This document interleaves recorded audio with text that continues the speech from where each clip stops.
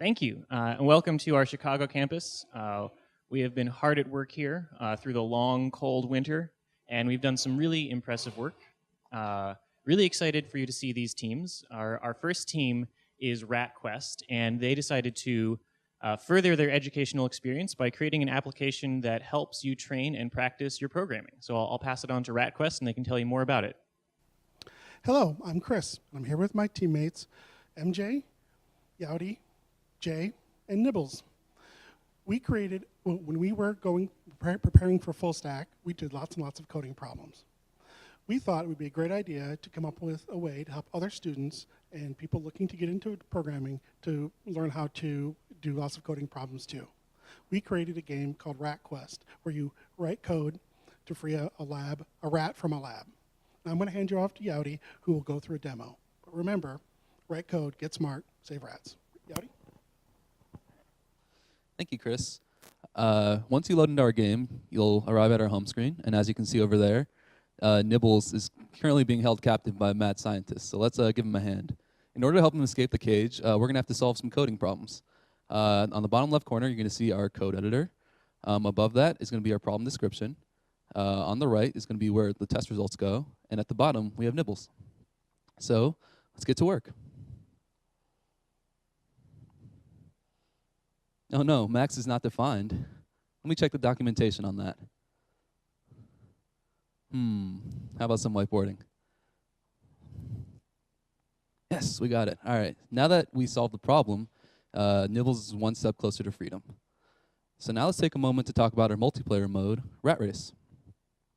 In this mode, you can invite up to 3 friends to race you, to a rat race, where the first person to solve 5 problems will win the game.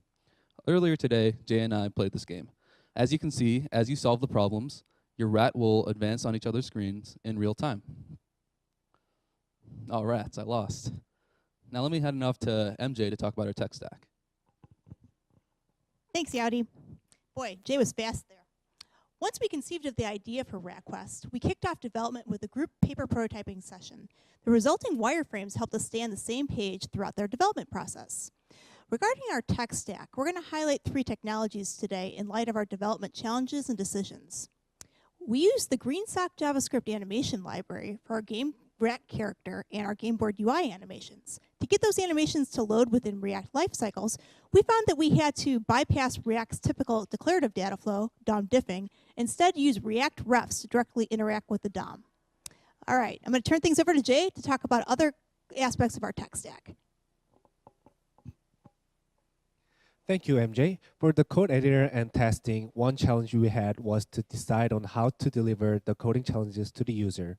We went with the React Ace, which allowed us to integrate a code editor inside a React component. Once we received the user's input, we implemented Chai and the web workers to test the user's functions against our expected inputs and outputs in a separate thread and prevent errors from crashing our application.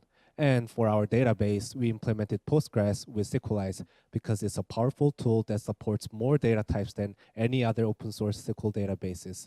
However, we struggled to store the coding problem data sets efficiently because it required us to specify the data type, and we had to transform the data to whatever data type it should be when fetched every time. From this experience, we learned to not only focus on the technologies we know already, but to also research on other technologies that would fit better for our application. Hey, Chris, can you wrap up our presentation, please? I'd love to, Jay. First, Team RatQuest would like to thank our the faculty and our fellow students, our friends and family for their support and guidance through this journey. We encourage everyone to go to the URL on your screen to play our game. Remember, write code, get smart, save rats. Thank you.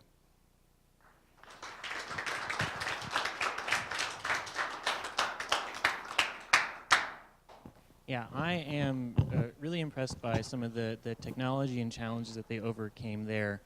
The difficulty of running user-submitted code in a web browser is very large, and in fact, there's some of the problems in it that when I started my career would not have been solvable. So it's really exciting to see our students be able to just race past me and be able to implement those types of solutions in just a couple of months. Any thoughts? Yeah, I'd also add that working with an animation library alongside React is a really interesting challenge as well, because React and any kind of animation library probably want to conflict with regards to how they interact with the browser, and so the fact that the team solved that problem so elegantly is really impressive.